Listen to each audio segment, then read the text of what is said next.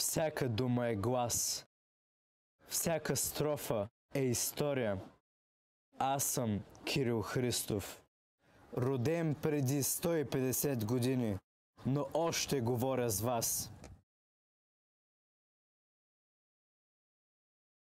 Казват, че думите са като река. Те текат през времето. Ще си спомняте ли за мен?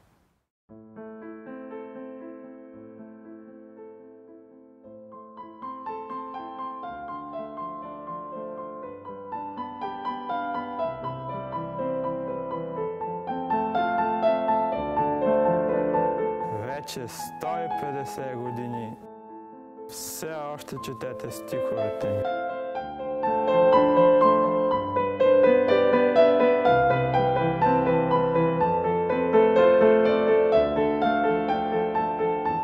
Кириле, какви мечти имаш? Да пиша думи, които никога няма да бъдат забравени.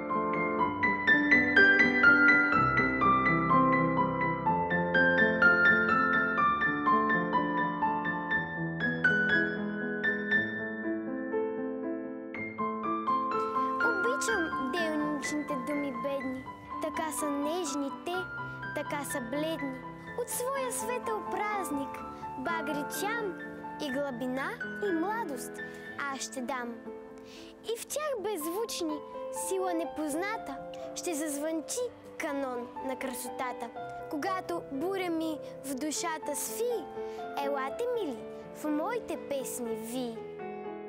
Всеки ден радее гората, рони сух листец, скоро ще покрие земята, пухкав бял снежец. И комини ще запушат над къщата вред, ще замукнат, ще се заглушат ръча и подлед. И парзалките тогава ще намерим пак, весел вик ще се раздава вън до тъмно чак. Ти чул ли си как свири чичопей, когато пролетта се кичи в бяло? Синигерът със страстните му трели, цвъртеж на ластовичка полетяла. Опойван ли си с мирисна трева, сухани на теменушки диви? Куп бисерчета в тъмната гора, с които се закичват самодиви? Целуван ли си ти в ранно утро, от слънцето окъпано в росата, когато леко тих ветрец подухва и нежно те погалва по косата? Заспивал ли си вечер уморен, когато вънка влюбен слава и пее, от пролета погълнат покорен, в далечната луна очи зареял?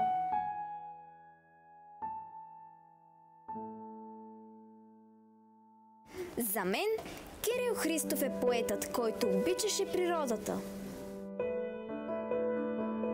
Неговите стихове са пълни с емоция. Те ни разказват за любовта, мечтите, болката и красотата на света.